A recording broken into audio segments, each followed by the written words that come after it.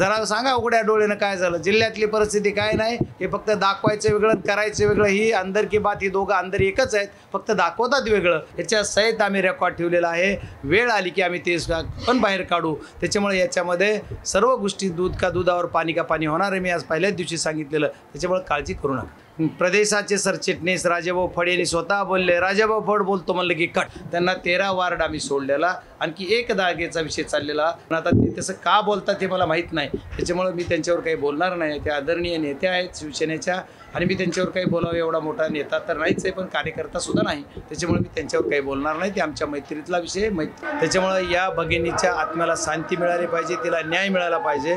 Phone कुणी केला हे बघा, त्याचे सर्व रेकॉर्ड आहे, वेळ आल्यानंतर कुणी फोन केले आमच्या उमेदवाराला काढायला, त्याच्यासाठी आमचे इथले जे प्रमुख आहेत राष्ट्रवादी काँग्रेसचे प्रदेशाचे सरचिटणीस राजाभाऊ फड यांनी स्वतः बोलले, राजाभाऊ फड बोलतो म्हणलं की कट, अशा माझ्या उमेदवाराला आलेले, राजाभाऊ फडच्या सोबतच सगळे उमेदवार होते, हिचे नावं गावं किती वाजता आला, कुणाचा आला, याच्या सहित आम्ही रेकॉर्ड ठेवलेला आहे, वेळ आली की आम्ही ते पण बाहेर काढू। त्याच्यामुळे याच्यामध्ये सर्व गोष्टी दूध का दुधावर पाणी का पाणी होणार आहे, मी आज पहिल्याच दिवशी सांगितलेलं, त्याच्यामुळे काळजी करू नका।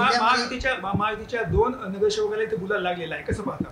हे बघा, महायुतीच्या लागलाय का दहशतीच्या लागलाय का दादागिरीनं लागलाय का तुमच्या सर्वांच्या म्हणण्याप्रमाणे त्यांनी कशा पद्धतीने गुलाल लावला ती उद्याच्याला कोर्टात निकाल आहे, त्याच्यानंतर कळेल।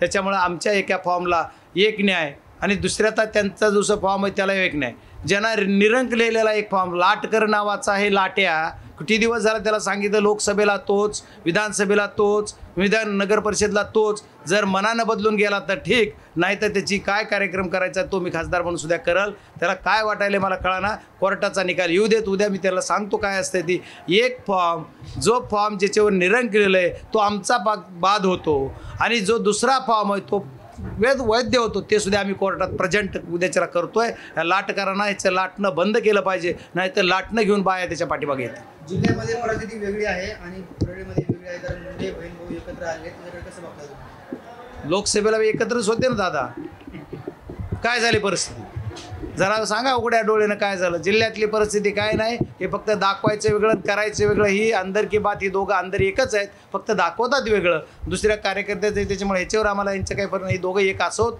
की नसोत, आमची जनता आमच्यासोबत एकत्र त्याबरोबर आहे एवढं आम्हाला माहिती आहे। प्रभाग क्रमांक 13 संदर्भात सुषमांदरेंनी आम्हाला कुठल्याही प्रकारची कल्पना न देता आपण पप्पांनी घाईघाईमध्ये उमेदवार जाहीर केली नाही। हे बघा, आदरणीय सुषमाताई जे बोलले असतील ते त्यांनी त्यांच्या कार्यकर्त्यांनी त्यांना काय माहिती दिली असेल, त्याच्यामुळे ती बोलले असतील।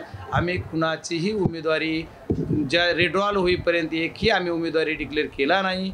जे शिवसेनेचे जिल्हा प्रमुख होते, आता बहुतेक आहेत का नाही माहीत नाही मला, रत्नाकर शिंदे माझ्या केचेच आहेत ते, आणि इथले शिवसेनेचे पदाधिकारी आम्ही सर्वजण बसलो, त्यांना 13 वार्ड आम्ही सोडलेला, आणखी एक जागेचा विषय चाललेला, 7 नंबरचा का कुठला तरी एक विषय होता, तो माझ्या परफेक्ट लक्षात नाही, आणि ती जागा मी म्हणलं ठीक आहे, आता तुम्ही फॉर्म भरून घ्या, गडबड आहे, आपल्याला शेवटचा दिवस आहे फॉर्म भरण्याचा, आपण शेवटला निर्णय घेऊ, तुम्हाला आणखी 1-2 त्यांना 3 जागा द्यायच्या आम्ही कबूल पण केलेलं, मी स्वतः 3, मला सुषमाताई पण राजाभाऊ फड यांच्या फोनवर बोललेल्या, तर ते बोलल्याच्या नंतर त्यांना मी बोललेलो की काही हरकत नाही, आपण मिटवताही, तुमच्याकडे काही विषय येणार नाही आहे, आणि तसं मग आम्हाला शिवसेनेला किंवा कुठल्याही मित्रपक्षाला सोडून आम्हाला एक अकेला चिरवरा हा विषय नाही आहे, पण आता ते तसं का बोलतात हे मला माहीत नाही, त्याच्यामुळे मी त्यांच्यावर काही बोलणार नाही। ते आदरणीय नेते आहेत शिवसेनेच्या, आणि मी त्यांच्यावर काही बोलावं एवढा मोठा नेता तर नाहीच आहे, पण कार्यकर्ता सुद्धा नाही, त्याच्यामुळे मी त्यांच्यावर काही बोलणार नाही। ते आमच्या मैत्रीतला विषय, मैत्री पक्षाच्या त्या नेत्या आहेत, त्याच्यामुळे मी त्यांच्यावर बोलणं संयुक्तिक नाही आहे। परळीपुतला विषय नाही, हा महाराष्ट्रातला विषय आहे,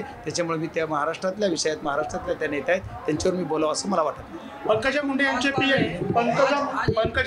पिया आहे गर्जे यांच्या पत्नींनी आत्महत्या केलेली आहे, आणि त्यांच्या पत्नीच्या कुटुंबियांकडून देखील आरोप करण्यात आलेले, कसं बघता याच्याकडे? हे बघा, हा विषय सर्व समजून घेऊन बोललं पाहिजे। एका माझ्या भगिनीचा जीव गेलेला आहे, त्याच्यामुळे या भगिनीच्या आत्म्याला शांती मिळाली पाहिजे, तिला न्याय मिळाला पाहिजे, पण तिने आत्महत्या का केली ह्याची पार्श्वभूमी समजल्याशिवाय तुमच्यासमोर काही बोलणं संयुक्तिक होणार नाही आहे। ते कुणाचा PA होता म्हणून किंवा काय म्हणून नाही आहे, असं राजकारण मी करत नाही आहे। त्यांची मला पूर्ण सखोल माहिती मिळू द्या, त्याच्यानंतर मी बोलेन। महाराष्ट्रातील सर्व बातम्यांचे विश्वासार्ह व्यासपीठ, सकाळच्या सर्व सोशल मीडिया प्लॅटफॉर्मला लाईक, फॉलो आणि सबस्क्राईब करा। तसंच सर्व नोटिफिकेशनसाठी बेल आयकॉन प्रेस करायला विसरू नका।